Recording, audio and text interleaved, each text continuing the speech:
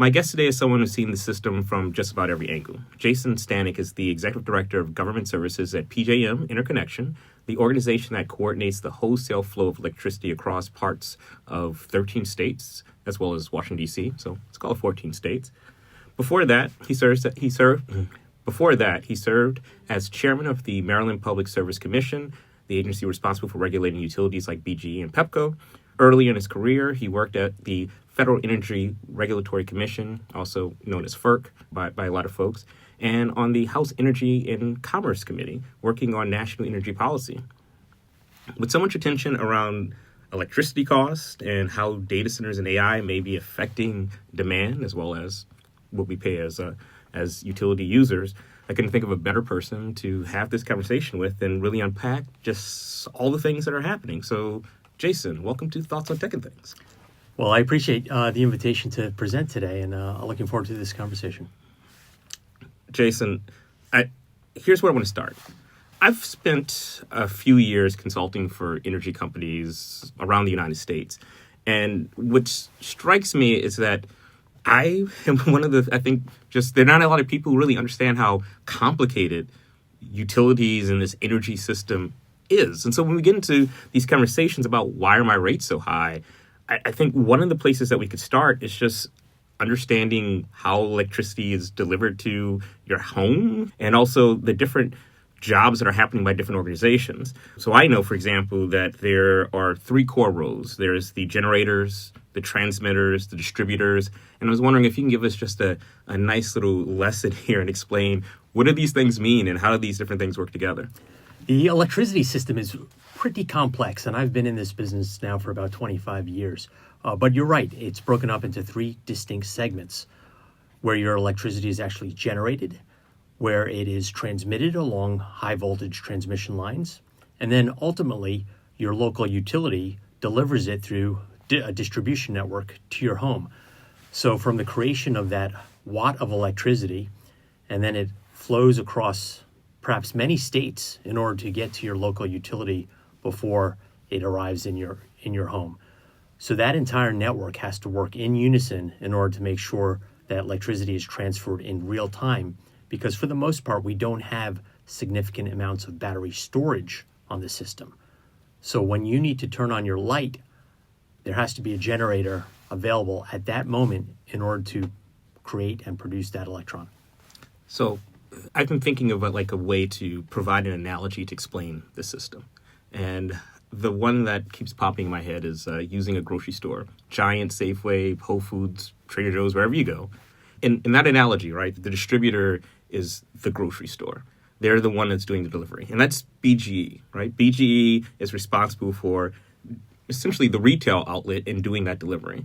Then there's the transmission. That's the trucks that bring the food or whatever you're buying back and forth. And then there are the generators. And the generators are all of the suppliers that are creating that energy, right? To then send it. Does that seem like a good... That is a very apt analogy, right? Because you have the generators or the farmers that produce the commodity, whether it be an apple or whether it be an electron. You have those who ship the product from point A to point B. And then you have your local grocery store that actually sells you that product, which in this case would be your local utility, such as BGE. And in this case, PJM is the supplier that is taking energy from a lot of different farmers, these 13 states, these 14 states that we consider DC is one of those. And you're responsible for moving it. You mentioned earlier sort of the retail aspect. So similar to the retail distributor, there's also a wholesale distributor. Think of it as your Costco for this same product here. PJM is responsible for moving the power across the network of high voltage transmission lines across those 14 states. And one of our major roles is to be effectively, if we could use another analogy, an air traffic controller, where we dispatch power from where it's generated to where it's going to be ultimately consumed. And we do that from an underground control room outside of Philadelphia, 24 hours a day, 7 days a week, in real time, to ensure that those electrons are effectively used moments after they're generated. And that's an important part. You said this earlier in the opening, that most of our grid is without batteries to store energy. So all of this energy is real time. It's use it or lose it. So if for some reason we're generating just a ton of power across all these 14 states, and we're using only a portion of that, everything else goes to waste. And so it's always beneficial to kind of share this. And I think this also gets into some of the marketplace dynamics that come into play here, right? So at peak periods, when we have energy consumption at the highest level, then that means that also it's going to be the most expensive and vice versa? That's correct. Electricity is no different than any other type of commodity, whether it be gasoline prices or the price of a precious metal. So if demand is increasing and supply is not matching that level of increase, you'll see prices begin to get very, very high, possibly hundreds or thousands of dollars in terms of the unit that we price electricity, which is megawatts. That makes a lot of sense. And so as I've had this conversation with a lot of people who are asking the very simple question, why are my rates so expensive? I am starting to realize that we're kind of getting pinched from two different directions, right? And it's easy to blame BGE, and I'm not saying that BGE doesn't have blame here, but BGE's costs are not based off of purely the cost of energy. They're generally, where they make their money is distributing the power to us, and then they're getting that supply from whatever source that they can get it. Is that a good way to describe it? That's a accurate way to describe it. Recently, customers who open up their utility bill are shocked by the month-to-month increases that they're seeing.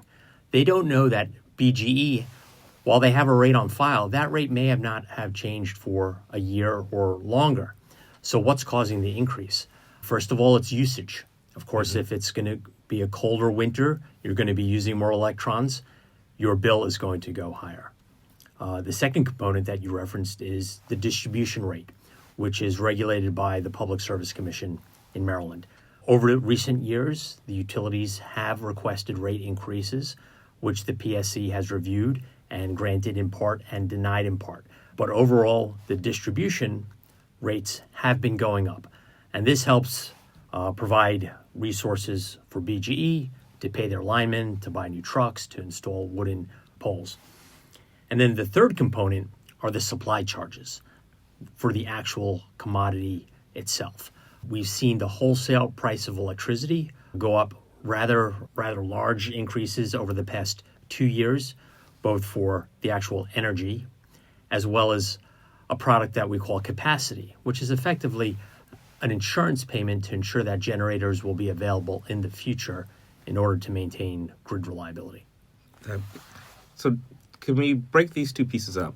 Distribution and the cost of distribution, power lines. We can almost think of this as BGE's footprint, city of Baltimore, and outside of that, Baltimore County and all the areas. And same thing goes for Pepco, PECO, and all these different utilities.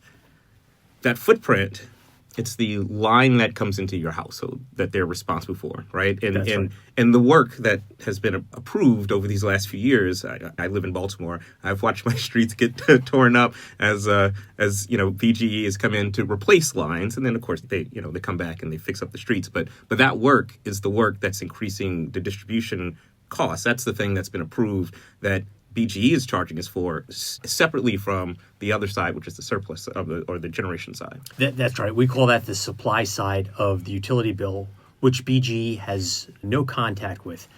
They provide that as a service to others when they bill retail customers. So when you receive your bill, there are charges that BGE has control over, and that charges that they are just including as a convenience on your utility bill. That oftentimes confuses a lot of people who open their bill to figure out, how do I decipher 15 different line items of which they may not know who is responsible for which of these items. So then let's look at the supply side. This is where AI is really having an impact. This is the data center build out that's happening. But the thing that I think makes Maryland unique is that Maryland doesn't produce the majority, or maybe just slightly the majority of its energy, right? It's something around 58 to 60% of the energy that Marylanders use comes from energy power plants that are in Maryland. But when I look at that for our more immediate regional partners, Virginia, Delaware, Pennsylvania, these are states that generate a lot more of their energy. I think Virginia is nearly 100%, somewhere like 95 to 105%. They sell their surplus. Delaware is like 75%. And then Pennsylvania is one of the biggest resellers of electricity within the grid. And then there's DC, which sadly does not have a power plant. That's why they've seen the biggest rate increases. All of their power is essentially bought in on this network. And so what this means is that if the demand is low, then Maryland's doing all right. But when we see the acceleration of AI data centers, right, doesn't that mean that suddenly now there's more peak usage of energy, which makes energy more expensive, which is the other side of this coin that's increasing? So in addition to being the grid operator, we also have a charge of operating a number of markets that you just made reference to. As a regional market, we recognize that some of our states are going to be net energy importers and some will be net energy exporters. Pennsylvania is an energy powerhouse, Illinois, Indiana, West Virginia as well. And then you have states that rely on others for their electricity supplies. Maryland imports about 40% of its electricity from the out-of-state market on a given day. New Jersey somewhere around that amount as well. And that's neither good or bad because states make a determination whether or not they want to use their resources to build items or to develop power plants. And for quite a number of years now, Maryland has made that decision that it is cheaper to import from other states than to build within the boundaries of the state. So these are issues that states are grappling with. I would argue that on balance, it would be better for the state to be in a net energy exporting position than having to rely on others. That said, part of PJM's charge is to ensure that Maryland's full requirements, 100% of its needs are satisfied 365 days, 24/7. But for the reasons you just noted, it is getting harder and harder to keep the grid in balance in real time because of the increased demand of electricity for the reasons you stated, largely the rise and development of new data centers. So as this demand increases, does PJM try to get its partner states to balance this equilibrium? I'm sure that there are cases where you're looking at one state and saying, can you produce more power to try and get the system to equalize? But of course, that there are a lot of organizations, state organizations and regulatory organizations that help make those decisions. PJM doesn't have many tools in its toolbox. However, one important tool is when it runs markets, it has the ability to send a price signal. And that price signal could attract new generation. About a year ago, we ran one of these capacity auctions, and the price went up by a factor of almost 900%. That is a signal for generators to invest dollars in the PJM region to build new generation. For a long time, that price signal was very low, so effectively that was a signal to retire your generation and go offline. We are currently working with all of our states. You may have heard that recently the 13 governors in PJM plus the Trump administration has shown interest in working with PJM to craft solutions to ensure that we address this fundamental economic mismatch so that we have demand and supply back in balance. Some of these things, I think, caught us all by surprise. The big one is 3 Mile Island in Pennsylvania. I think the Trump administration is one of the ones who's been pushing or helping to provide the funding to bring this thing back on, which, again, Pennsylvania being a net exporter means that it's increasing the supply, which hopefully helps to long-term reduce costs, I hope, or create an imbalance. And, of course, here in Maryland, the thing that Marylanders are hearing are coal power plants that were supposed to retire that are now not retiring because the imbalance is as big as it is. Is that? That's correct. There is a scramble right now, particularly from data centers, to find supplies of electricity. So you heard of the reactivation of 3 Mile Island, which is almost unheard of to restore a decommissioned nuclear facility. We're also asking some of our coal facilities, such as Brandon Shores in Anne Arundel County, to continue operating past its desired retirement date. And the reason PJM instructed that generator to stay online was because of reliability implications. If that unit went offline when it was scheduled to, there could have been potential outages in the city of Baltimore.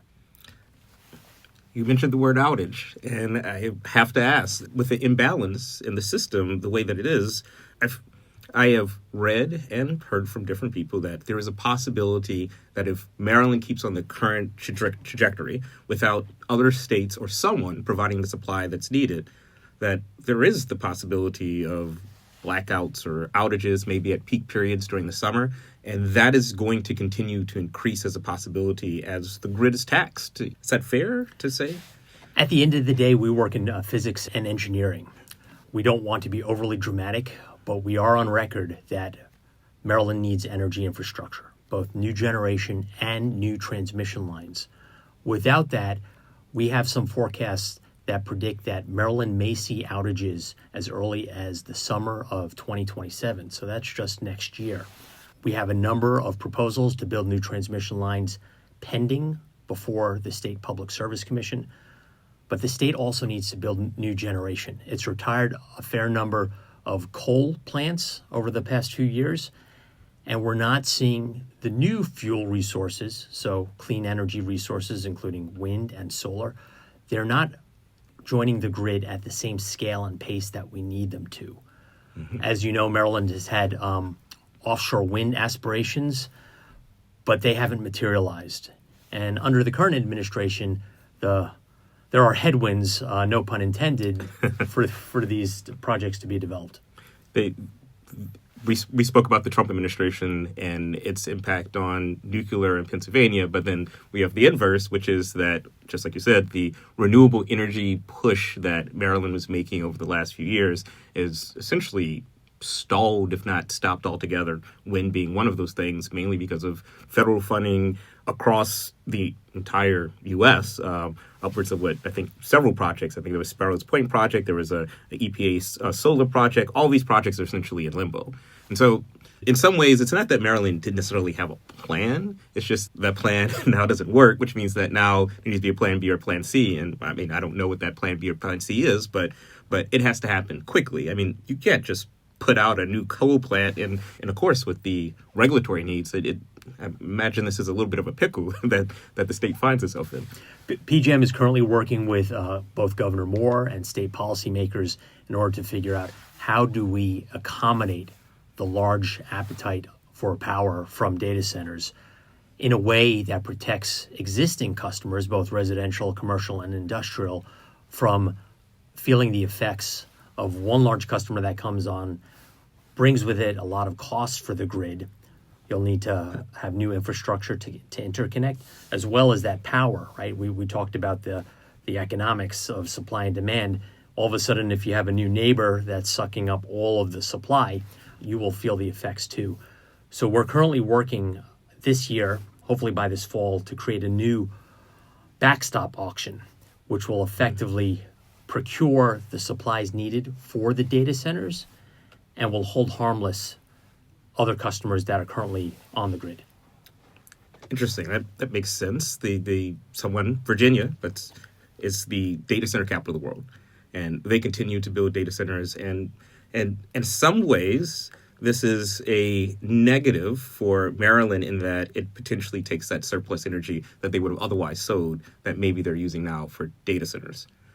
But also, it means that they're driving the market cost up. The cost of this thing is now in demand, and it's like, why sell it to Maryland? Because the inverse argument I'm hearing there is also with like backstop.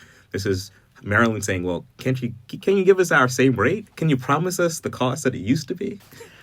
The states are interested in assigning blame towards each other. Pennsylvania often looks to Maryland as an importing state and questions whether or not they should keep their resources in Pennsylvania for the benefit of economic development. Whereas in Maryland, we look towards Virginia and question why are we helping subsidize some of the costs of economic development in Virginia when they're building all these data centers and Maryland has very few of them on the drawing board. When we have visitors in the control room at PJM, one of the first things you noticed on the very large board of the transmission network is that there are no state boundaries. This is one interconnected machine governed by physics.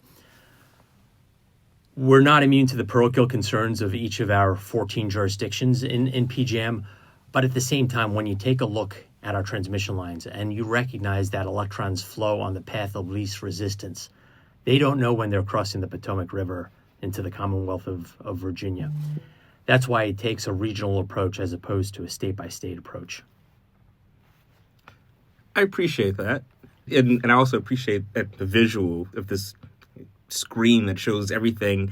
But at the same time, someone who's in Virginia most likely has a lower rate cost right now or someone in Pennsylvania has a lower rate cost because of the way that they've met this balance, right? Versus BGE. And at the same time as we're having this data center conversation, like you're saying, that, Maryland, in some ways, no matter what, if they build a data center here or if we support data centers being built here, we as residents of the state are still paying for that in some ways or some capacity. So I think it's important because so far you hear this common thing that data centers here in Maryland is going to drive up our costs.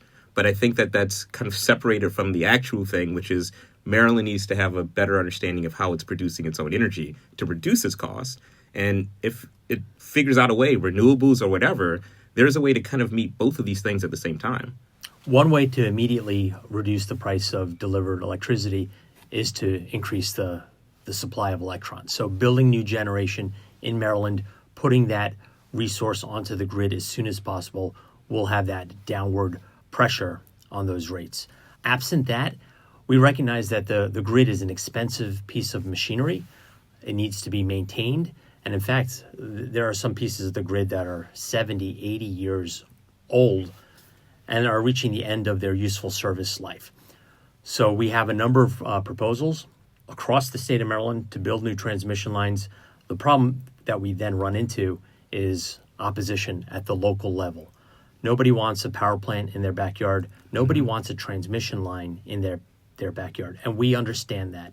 At the same time, without energy infrastructure, you'll have ability to throttle effective economic development and at the same time increase the chance that you'll have a service disruption or outage down the road. One thing that I think gets lost here as well is that AI and data centers are a large part of this argument, but the need for electrons, the need for energy is growing just in general. I'm an EV user, EV driver, and one of the things that BGE offers for EV drivers is the ability to charge off-peak. You talked about peak times earlier, but the peak period is when the grid is at its max, when the electron usage is at its highest. But there are also periods like overnight where we're not using as many devices, electricity use is not as high, and at that point, if I charge my EV, it's cheaper. I also know that there are things that manufacturers can do, like there are data centers that run off-peak times, or of course, usage, comes into that. But if they're doing training exercises or training AI, there are tactics that can happen to change this. I went all over with that question. I'm sorry. You raise a good point, though. The grid is built to meet the conditions on a peak day. And those peak days may only be a few hours out of the entire year. So the rest of the year, there's a lot of capacity, unused capacity on the grid, where you could shift, let's say, one shift of a manufacturing plant to an off hour. Same thing if the data centers could run some of their trainings at an off-peak hour, the grid could accommodate that.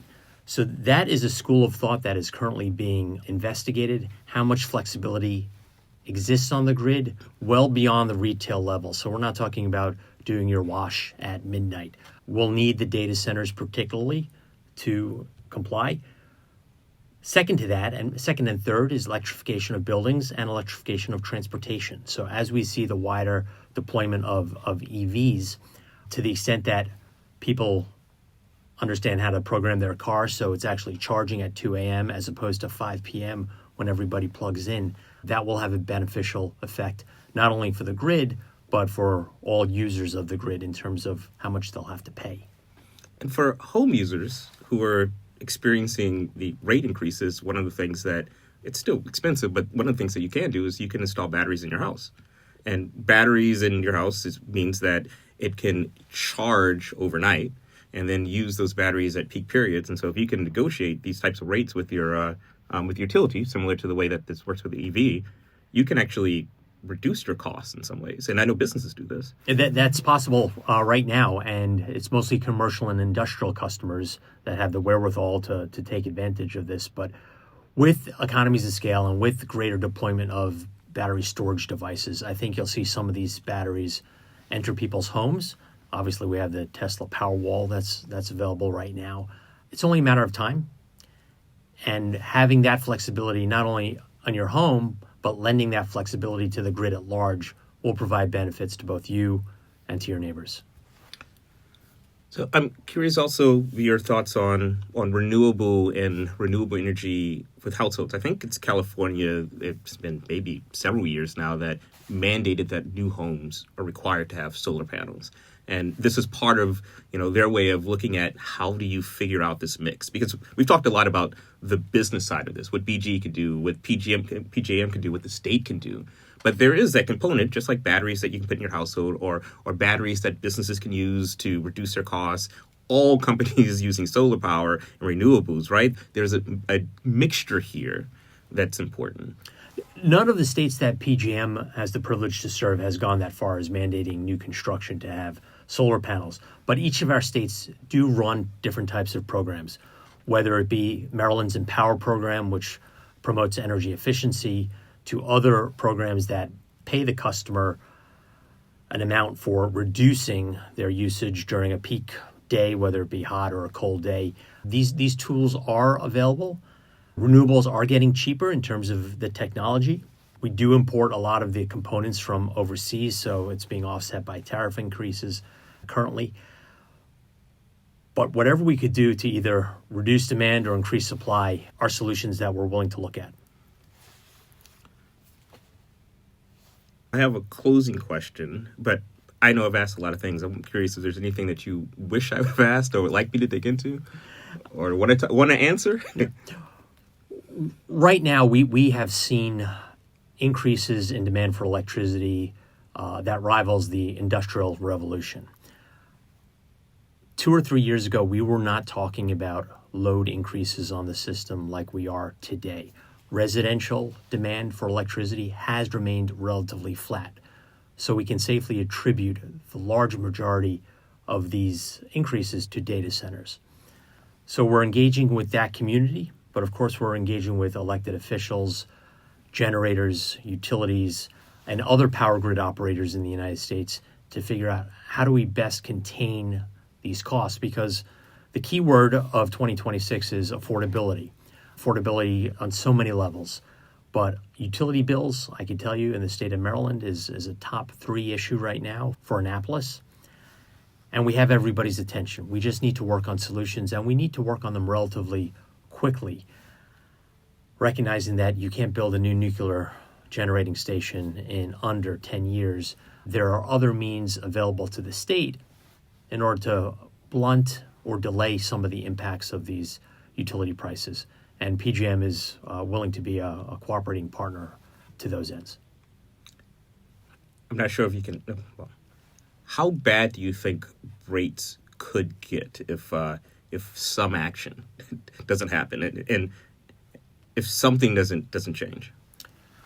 I don't think there is an appetite right now by many of the state utility regulators to continue increasing distribution rates. That said, they don't control the price of the commodity itself. So is there the potential for increased commodity rates? Yes.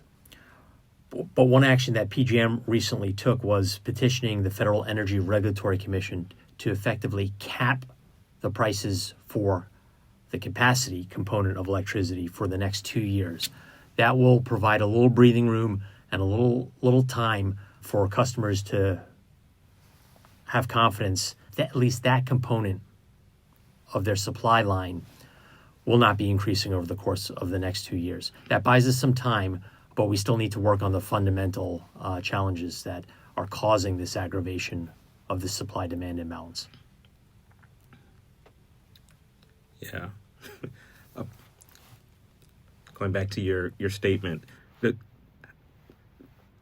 I think that it's important to understand that when we look at the impacts of climate when you look at the impacts of climate change, when we look at EVs, when we look at the increasing digital footprint, as you just said, that by itself, it's nowhere close to the load that this is adding to the system. That this is, without any questions, there are no questions that it's data centers. But also, when we look at OpenAI with a $1 trillion goal in terms of infrastructure build out for data centers and data center need to power AI, this is a thing that doesn't appear to stop or seem like it's going to stop. And I think that why this conversation about PJM is so important is that even if Maryland says no, it doesn't change the fact that other states may decide to say yes. And those states that say yes, we as a state right now are dependent on some of those very states to increase their supply if we don't increase our supply. And that's a 10-year project in some cases, which, creates this urgency that, this was a bet that if data centers never came into play was a fine bet to make. But in a place where demand means that there's a better value for Virginia and a better value for Pennsylvania, if they decide to invest that way, it really changes the dynamics for the state. If Maryland does not want the data centers, there are plenty of other states, including Pennsylvania, West Virginia, Indiana, who are welcoming of this development. And there's no question that we're in the midst of an AI arms race. If you take a look at how much generation that we built in PJM last year, and I should note that PJM is the largest power grid in North America, it was about 5 gigawatts. If you take a look at how much China built last year, it was over 540 gigawatts. Wow. So 5 versus 540. And that puts into magnitude the severity of this arms race and the need to build data centers, whether it be for national security or for all the AI needs that our economy, that our citizens are accustomed to using more and more. This isn't free. When you run a ChatGPT search, you may not be paying for it in the moment, but you will be paying for that down the road. Wow. Sam? All right. So I'm going to hit you with my closing question. And so, Jason, you're joining a panel that I'm moderating with the World Trade Center Institute. It's the Agile Speaker Series, and we're going to talk about the future mix of energy. And I imagine we're going to get into a lot of the things that we talked about today, but also with the thought of what can we do now and what happens over the next few years, because this is a thing that we have to do something about now. So I've heard some predictions that are very stark that, data center demand, stalled renewables, and also the limited in-state generation means that the costs are going to keep rising, that we may have rolling blackouts 2027. And what I'm wondering is, what do you think that a resident of Maryland can do right now to impact this? And I mean, what should they say to their let me say that again. What I'm wondering is, what should a resident or Marylander do right now? What can they do? And maybe that's something at their house. Maybe it's something with BGE. Maybe it's writing letters to their state representative. What are the things or the tools that you think we can use right now to have an impact on this issue? I think all those tools that you just mentioned could result in a material savings for this utility customer. There are programs that the state offers. The Empower program is a program that many customers don't quite understand or take advantage of. So I would encourage them to do that. Some projects around the house: energy efficiency, sealing doors, reducing your thermostat in the winter could make an adjustment to your rates. And engagement, like you said, letting your legislators know that this is an important bread and butter issue for your family. Challenge them to work on solutions, not only at the state level, but with neighboring states on a regional level. The state PSC is a small but mighty agency that most people don't understand what they do and how they have the ability to impact rates. There's also a public-facing component there that most people don't have the time or understanding, but I would encourage them, if they look at the PSC website, they will figure out ways to contact the commissioners, provide public input, and hopefully affect real changes at a time when many, many customers are struggling to pay their utility bill. Jason is the Executive Director of Government Services at PJM. Thank you so much for being on Thoughts on Tech and Things. Thank you for having me.